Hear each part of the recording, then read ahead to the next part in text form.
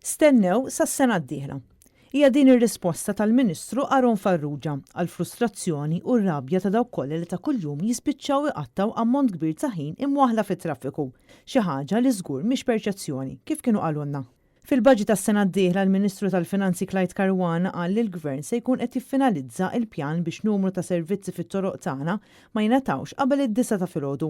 Miżura oħra riċiklata li mhux qed tagħti ebda sarħan il-moħħ lil dawk kollha li ta' kuljum jeħlu fit-traffiku. Kien għalhekk li Net News taqsal il-Ministru responsabbli minn dan is-settur Aron Farrugia dwar fiex wasal dan il-pjan. Bil-Ministru jgħid illi għadhom għaddejjin it-taħdidiet filwaqt li ma speċifikax li ma huma s-servizzi msemmija. Kien dokument li huwa mobility during peak hours, ħabbarnieh fil-level ta' MCSD u ħafna laqat li kellna mal-korpi kostitwiti, tawna l-feedback tagħhom u dak il-feedback issa qiegħed jiġi proċessat internament. Sadattant l-istess grupp ta' nies li ħadmu fuq u qed jitkellmu mal-Ministeri diversi, fosthom pereżempju l-ekonomija, t-turiżmu oħrajn, biex ikollna kollox inkorporat.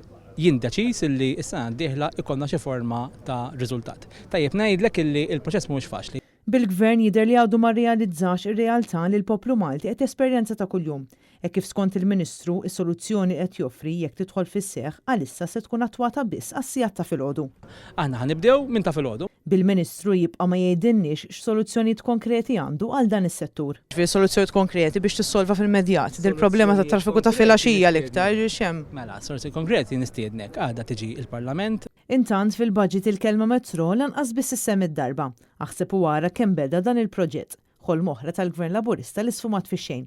Imma li skont il-Ministru bħalissa għaddejn il-laqad biex ikun esplorati modelli ekonomiċi li jistgħu jilqgħu għal dan l-investiment. Weda tal-metro sar minna. Metro għandi laqat ukoll mal-Ministru tal-Finanzi biex inkomplu nesploraw modelli ekonomiċi li jistgħu jilqgħu għall investiment ta' madwar 4-6 biljun euro illi huwa bla preċedent għal pajjiżna. Għalkemm ftit tal-ġimgħat ilu il-Prim Ministru Robert Abela kien qal li għalih il-metro m'għadix priorità.